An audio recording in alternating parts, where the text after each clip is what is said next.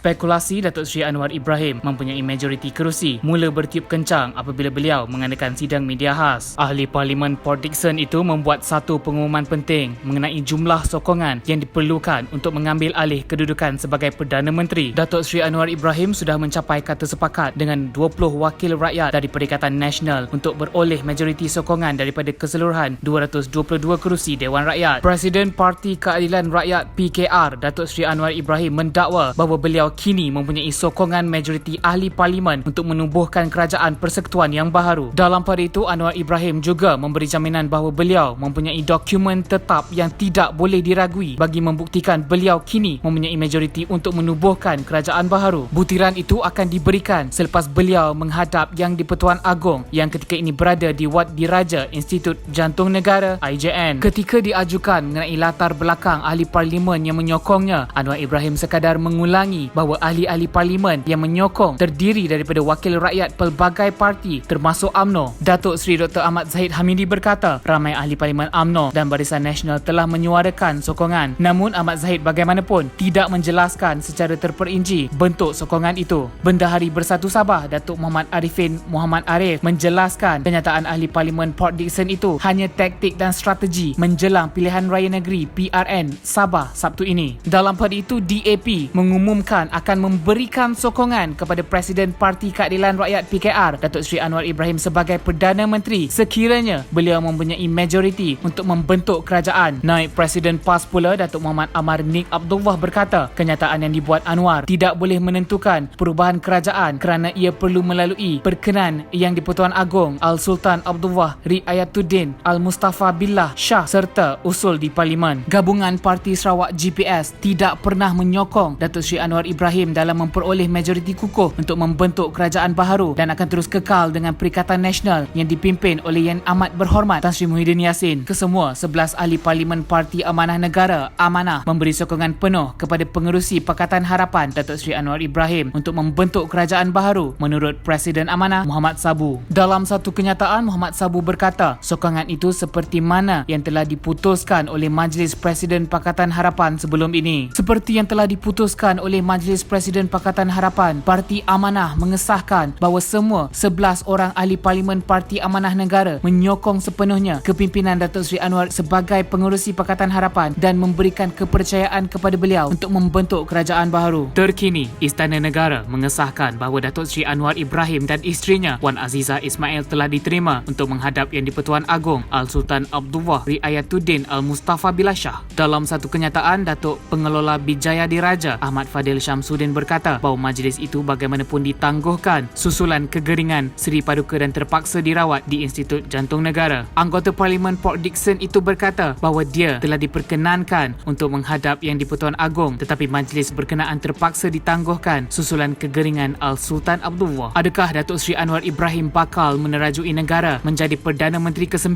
Adakah segala penat lelah dan usahanya selama ini membuahkan hasil? Adakah penantian ini akan menjadi kenyataan? Hijau menguning padi di sawah, tunduk berisi bagai nak rebah. Pendirian kukuh takkan goyah menghadap cabaran tidak gelabah.